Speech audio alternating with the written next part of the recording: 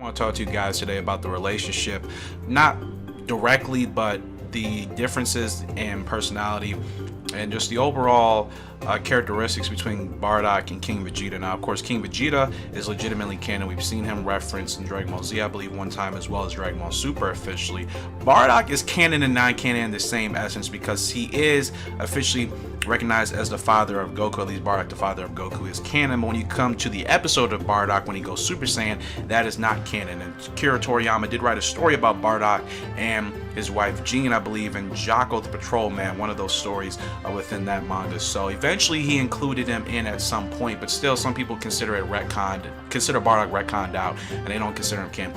Regardless, when you look at King Vegeta and how he was represented here in Dragon Ball Super, it makes me to think, will we ever see Bardock? And I've talked about Bardock on this channel probably a few times, mainly just twice, in regards to why Goku doesn't wish to see him back, and then second, what would happen if he were to become canon. And this is prior to actually me doing research, of course, on things that I've just now realized in regards to how King Vegeta was included, the story behind him, how he was shown to be very submissive to Lord Beerus, and how he was being submissive to Lord Beerus. For one, he gave Beerus the second most comfortable pillow in the entire universe, saving the first one for him. And then, of course, that really led to Beerus's dislike for the Saiyans and hence having Frieza destroy the planet, which was something very interesting. So I would say King Vegeta hasn't been made to look the best when it comes to the canonicity here of Dragon Ball Super.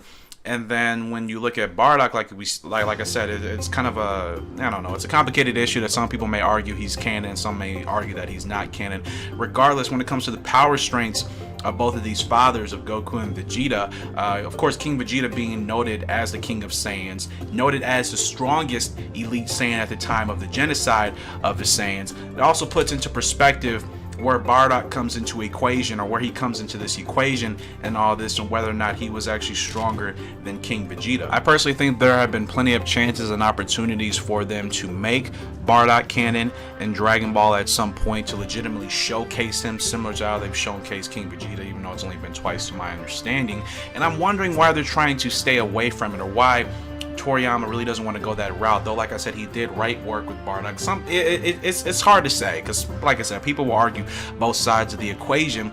If Bardock were to become canon and written in at some point, would it be to make him make his character look, I would say, somewhat weak, similar to how King Vegeta looked? I don't think how King Vegeta has been written and described, at least in Dragon Ball, has been made to make his character look as he should, as the King of Saiyans, so to speak. It kind of made him, I think it kind of demoralized his character quite a bit. So I think with fan service in the future, Dragon Ball Super is still very wide and expansive.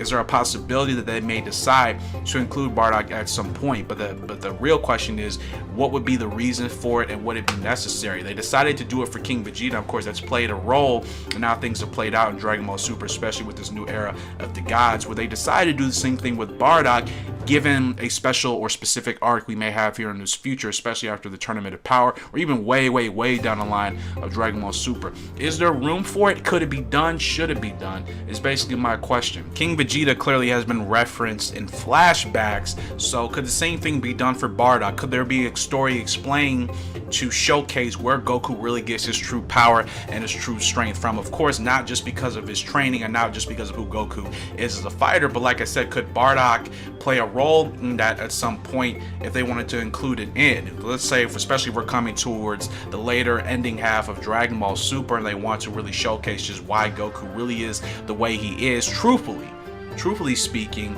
would that kind of be a good point to go? If it's just even a flashback to showcase this is where he gets that internal strive to always want to be better, so on and so forth. It's just kind of something I've been thinking about here lately.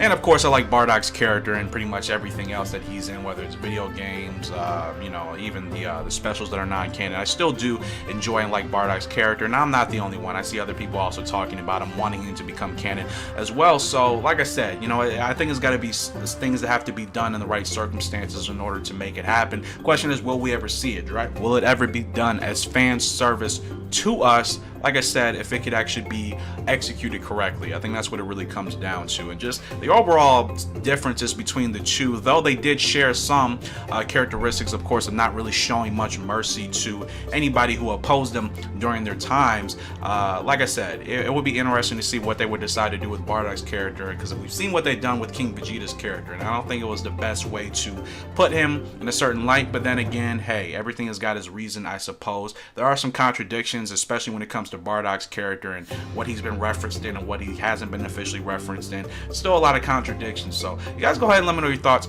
comment section below. Like I said, it was something that I was kind of just looking at and I really wanted to talk about, so you guys get your honest thoughts and opinions, because not many people talk about this at all. I mean, maybe they referenced Bardock once, they referenced King Vegeta half of a time, and then that's really about it. So I want to get you guys thoughts on this. Let me know your thoughts in the comment section below. I said that way too many times, but you guys know the deal.